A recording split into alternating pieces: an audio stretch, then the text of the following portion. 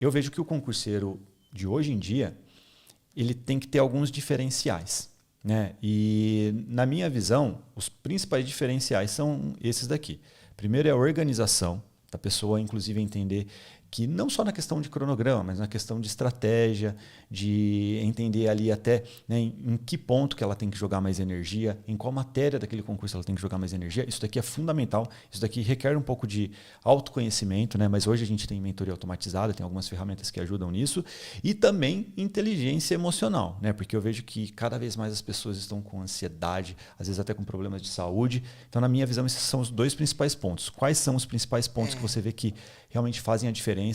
Porque se você pensar em termos de material, tá todo mundo meio equiparado, né? Todo mundo tem acesso a bons materiais.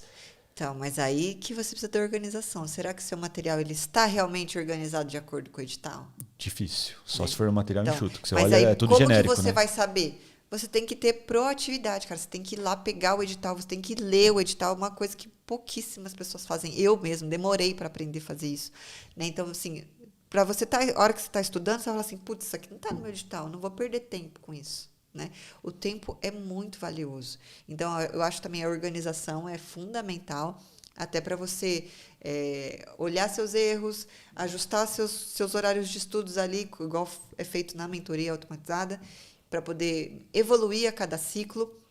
Você tem que ser rápido, você não pode ficar esperando a vontade de estudar chegar, né? Ela não vai chegar. Tem que criar disciplina, né? No final das contas. Exato. E você tem que ter a mente aberta que se não passar no primeiro, vou desistir. Meu, é o primeiro concurso. Hoje as pessoas são muito imediatistas. Mas isso que traz ansiedade. Mas isso, na minha visão, está dentro da parte de organização até, sabe? Se você pensar a organização vista de cima. Assim, eu acho que está nessa lógica de você se organizar, por exemplo, para fazer o TJ São Paulo, que está aberto agora, e depois, no dia seguinte, continuar estudando para o TRE, que você sabe que vai ter ali alguns pontos em comum, sabe? Só que não faz sentido, às vezes, você sair do TJ São Paulo e ir lá para um tribunal de contas, que você olha tribunal, o nome, e se confunde, acha que é a mesma coisa, e é totalmente diferente. Né? Inclusive, eu fiz isso, né? Exato. Não, mas no seu caso, ainda o Tribunal de Contas de São Paulo, ele ainda tem uma conexão maior.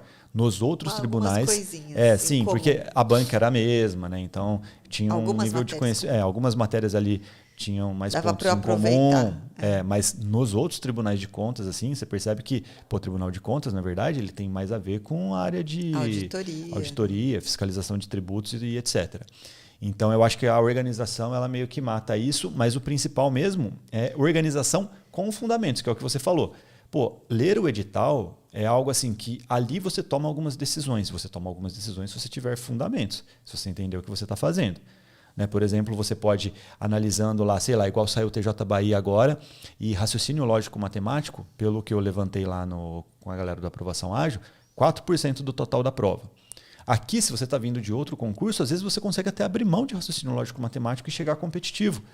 E você não gasta tempo e energia com raciocínio lógico-matemático porque você analisou o edital, analisou a prova e você tomou uma decisão consciente, sabe? Mas quem sabe disso? Quem leu o edital. Quem não leu o edital fica na mão dos outros. E aí, se vem algum cursinho e fala assim, não, você tem que estudar o mesmo tempo de português para o mesmo tempo de raciocínio lógico. Perdeu. Semana. Meu, o que você está fazendo? Você vai falar assim, não, pera. Se eu li o edital, eu vou falar assim, não, pera, mas raciocínio lógico é 4% da minha prova. Português é muito mais. Sim. Eu vou focar o meu tempo muito mais naquilo que vai me dar mais pontos, óbvio. Né? Mas as pessoas não têm essa proatividade. Né? Essa coisa de ir atrás e de saber o que está fazendo. Né? Quem não sabe o que está fazendo, segue manada. Sim. E quem segue a manada vai para o precipício. Vai Demora uma vida para passar aí, tem que assinar o vitalício. Aí tem que ir pro vitalício, gente, que vai demorar, tá bom? Faz parte do processo.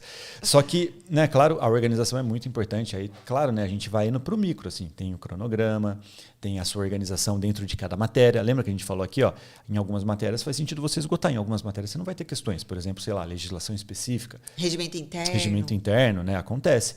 Agora, em outras matérias, pô, você tem ali, em direito penal, só nos termos do seu edital ali, 4.000 questões. Esquece o resto do mundo. Você tem 100 dias. Esgota essas questões, faz engenharia reversa. Sabe? Isso daqui está dentro de organização também, para você se diferenciar. Porque às vezes está todo mundo com o mesmo material. Só que você tem uma técnica melhor, você tira o melhor e você pode evoluir. Não é? E essa questão da ansiedade, as pessoas têm que trabalhar isso.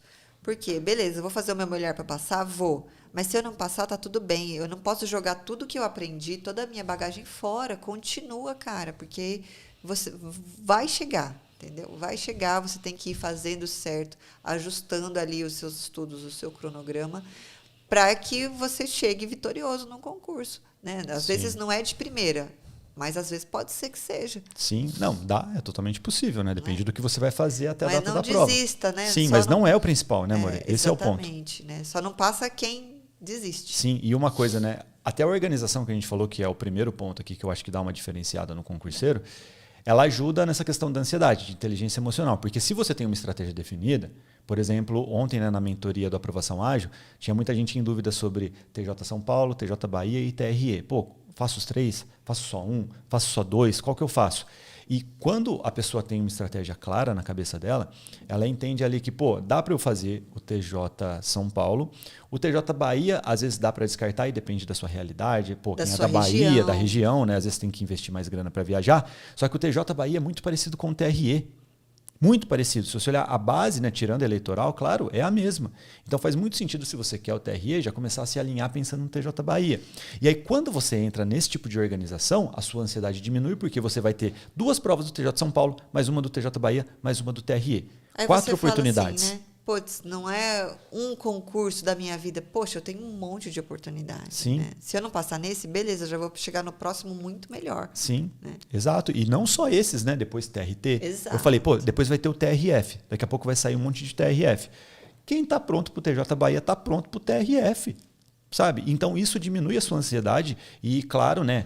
Aí vem outro ponto, que eu percebo que cada vez mais as pessoas têm problemas que precisam aqui de um psiquiatra, de medicamento.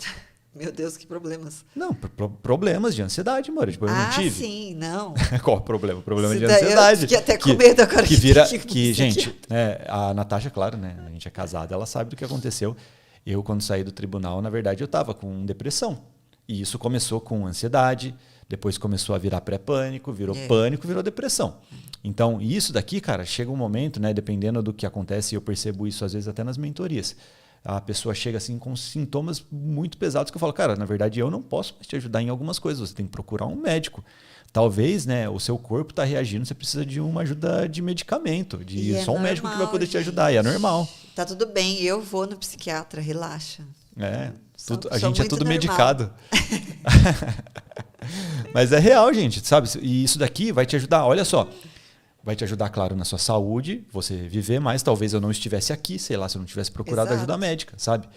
Então, e isso vai te ajudar, inclusive, a ter mais rendimento naquele seu objetivo profissional. Então, você só tem a ganhar com isso, sabe? Se você sente que, tô bugando na hora da prova, que acontece muito, sabe? Da pessoa ter um colapso lá. Mas geralmente isso acontece porque é a prova da vida da pessoa. Não, também isso influencia, né, More? Mas não é só isso, sabe? Às vezes a pessoa está precisando de uma ajuda médica, né?